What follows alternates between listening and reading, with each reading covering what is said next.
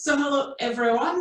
I said that I would discuss different ways that you can use household objects for weights, because I know at this time with lockdown and things like that it can be quite tricky to get access to dumbbells, kettlebells, appropriate sort of weights for some of the exercises that you might want to do with additional resistance. We've spoken a little bit in class about alternatives that we use. We've already used some tins that you might have around the house, which is quite handy because obviously with different food items they can be a little bit heavier or a bit lighter, so you can play about with these. You can also use things like bottles of water as well, so you can get those massive big jugs of water that you can use, and that'll obviously add a bit of extra load. Washing up powder boxes or liquid versions of those as well, so this is heavier than my bottle of water that I just held up. Again, that'll allow me to do different exercises with this. The only thing you've got to watch out for is obviously leakage, and as you know with me being community snicket, it's a high probability that this will leak everywhere if I try and use it. So have a think about what's practical as well. So think about objects that aren't going to leak, because you could use things like bags of sugar and things, some flour and things like that. You just have to be really careful about using these, obviously, because they've got a higher chance of opening up and disaster happening. You could put some precautions in place for that though, by wrapping them in bags or wrapping them up in some way just to kind of give them that extra protection. Again, same with the milk, no use crying over spilt milk. If you were to use milk jugs as well, you've got to be very careful about the fact that the lids are properly secured and you obviously don't try and drop these things. Other thing is you could use writing books, so you can get yourself like really heavy books. These are not that heavy, I just grabbed ones that were close by for me. With these you can also use bags, so rucksacks are a brilliant versatile tool for various different exercises. You can load it up with different things. Again, be careful about what you put in it, because obviously if you're dropping it, picking it up, there is that risk that whatever's inside might spill. So books are brilliant. You can add more to add extra weight, and you can obviously take some away as well to make it lighter. So that's how you can progress or regress the exercises.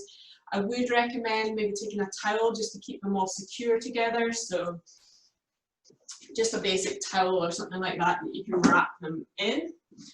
Just folding that into them so that it keeps them all safe and secure and provides a little bit of padding. So that means that they're less likely to kind of jolt about in different directions with your bag.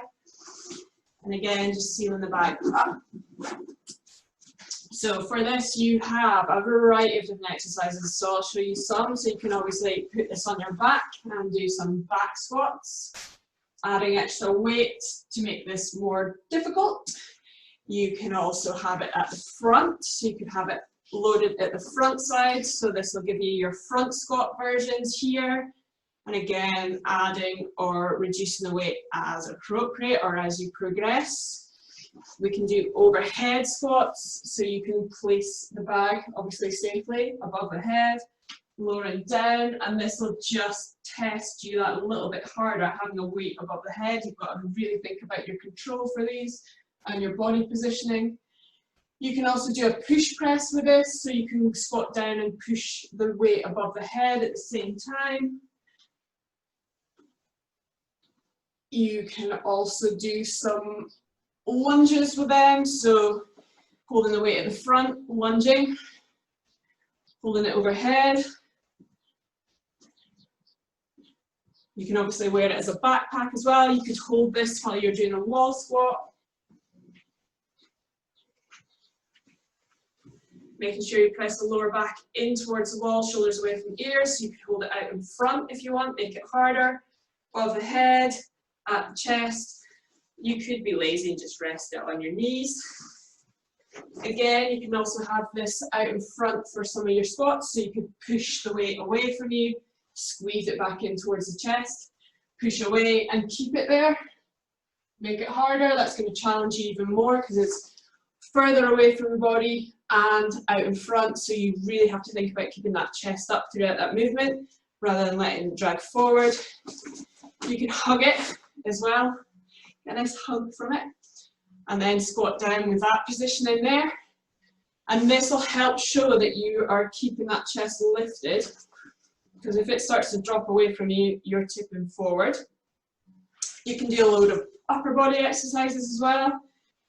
So you can do high pulls, raising the elbows up, lifting the bag upwards. You can do rows, so you can be in a stagger position here, squeeze the shoulder back, keeping the elbow nice and tight, and then lowering the weight down towards the ground. You could do swings as well if you really want. So squeezing the bum as you swing back. Again, just being careful of what objects are in front of you, behind you, and what you have in the bag, and keeping firm grip on the bag there as well. You could do side bends with these as well, so you could lean down to the side of the weight, getting some oblique work, some core work down the side there.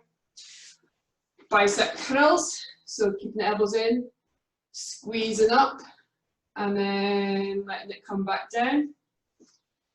We could also do some bridge raises, so placing this on your hips, squeezing up nice and tall, and then slowly lowering back down. Keeping the abdominals braced throughout this movement here.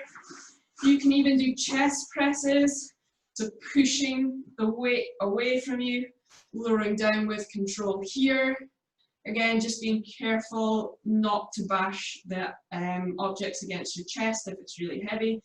But obviously you can squeeze up and then lower down with that good control there. You can also do twisting exercises, so you could hold the bag out in front and then rotate around, keeping the hips square, or have it closer to the chest and rotating around this way.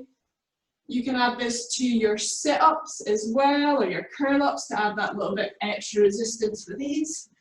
So I can sit all the way up and then slowly lower back down, or I can have it above the chest and then lowering back down.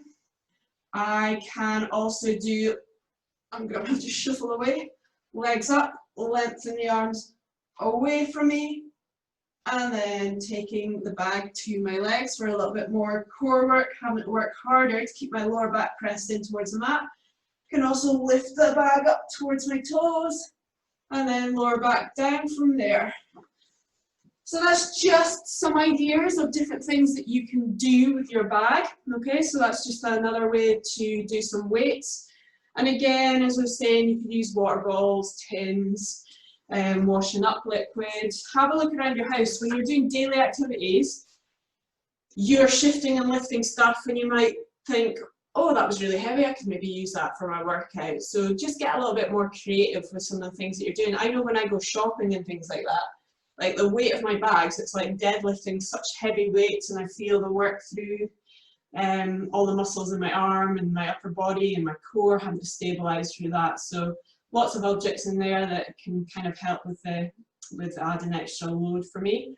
You can even fill up a shopping bag, so one of those, the big carrier bags, and use that for your weights as well. So that's just another example of something that you can do from there. All right, thank you for watching this video. Hopefully it's been of use, and just drop me a line if there's any other things that you would like me to do.